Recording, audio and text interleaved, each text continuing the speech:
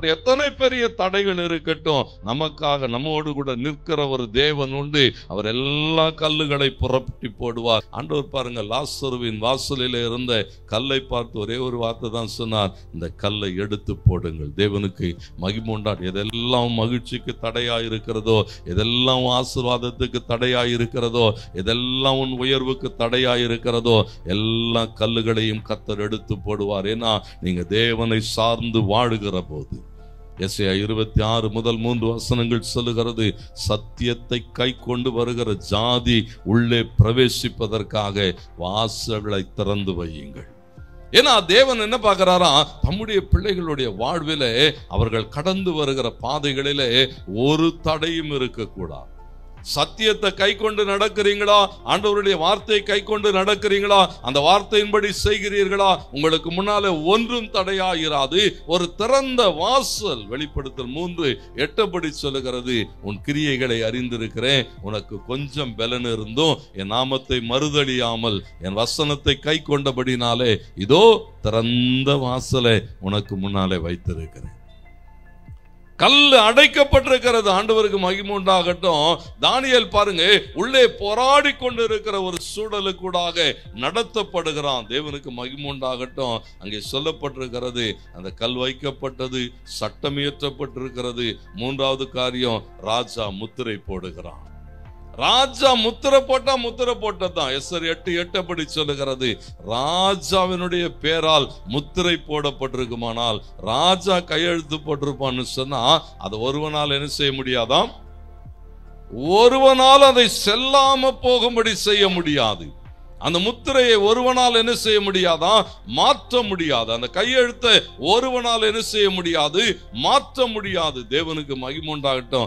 1000 காரியங்கள் இருந்தாலும், 1000 அதிகாரம் இருந்தாலும், யோவான் 1:26 சொல்லுகிறது, நீங்கள் அறியாதிருக்கிற ஒருவர் உங்கள் நடுவில் இருக்கிறார். அல்லேலூயா. அவர் எப்படிப்பட்டவர் சொன்ன கொலோசியர்ல வாசிக்கிறோம். 2ஆம் அதிகாரம் 14-15 வசனங்கள் சொல்லுகிறது. கொலோசியர் 2:14-15, நமக்கு எதிரடையாகவும் கட்டளைகளால் நமக்கு விரோதமாகவும் இருந்த கையெழுத்தை குலைத்து. நல்லா கவனிங்க, நமக்கு விரோதமான ஒரு கையெழுத்து, நமக்கு விரோதமா என்ன செய்யப்பட்டிருக்கிறதா? ஒரு சட்டம் இயற்றப்பட்டிருக்கிறது. ராஜா அதிலே கையெழுத்து போட்டிருக்கிறார். ஆண்டவருக்கு மகிமை உண்டாகட்டும்.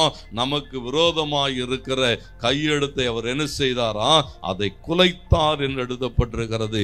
ஆண்டவருக்கு மகிமை உண்டாகட்டும். உனக்கு விரோதமாய் எழும்புகிற எவைகளையும் பாருங்க, அது நடுவில் இராதபடி எடுத்து சிலுவையின் மேல் ஆணி அடித்து துரைத்தனங்களையும் அதிகாரங்களையும் உரிந்து கொண்டு வெளியரங்கமான கோலமாக்கி அவைகளின் மேல் சிலுவையிலே வெற்றி சிறந்திருக்கிறார். தேவன் ஒரு பெரிய வெற்றி எடுத்திருக்கிறார். எந்த கையெழுத்தையும் குலைத்து போடுவார். ஆண்டவருக்கு மகிமை. தம்முடைய பிள்ளைகளுக்கு விரோதமாய் எழுதப்பட்ட அந்த எழுத்தை தேவன் என்ன செய்தாரா? அழித்து போடுகிறதை பார்க்கிறோம். வெளிப்படுத்தல் 5:2 சொல்லுகிறது. அவர் கேட்கிறாங்க, இந்த முத்திரையை உடைக்கிறதற்கு யார் பாத்திரவான்? யார் இந்த முத்திரையை உடைக்க முடியும்? யாராலே இதை மாற்ற முடியும் சொன்னா, ராஜா முத்திரையிட்டா அதை ஒருவனாலும் மாற்ற முடியாது. வெளிப்படுத்தல் 5:5 சொல்லுகிறது, யூத ராஜ சிங்கம் ஒருவர் இருக்கிறார். ஆண்டவருக்கு மகிமை உண்டாட்டும். வாசியுங்கள் 5வது வசனம்.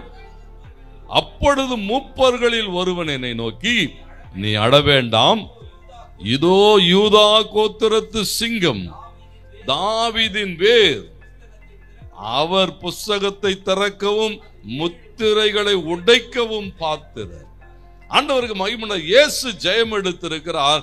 எந்த முத்திரையையும் உடைப்பார். அல்லேலூயா. உனக்கு விரோதமா சீல் வச்சிருக்கிறானா, கர்த்தர் எல்லா சீலை உடைப்பார். உனக்கு விரோதமா கையெழுத்து போட்டிருக்கிறானா, எல்லா கையெழுத்தையும் குலைப்பார். சொன்னா, ஒரு பெரிய தேவன் நம் நடுவில் இருக்கிறார். நீங்கள் அறியாதிருக்கிற ஒருவர் உங்கள் நடுவில் இருக்கிறார். அவர் வல்லமையுள்ளவர்.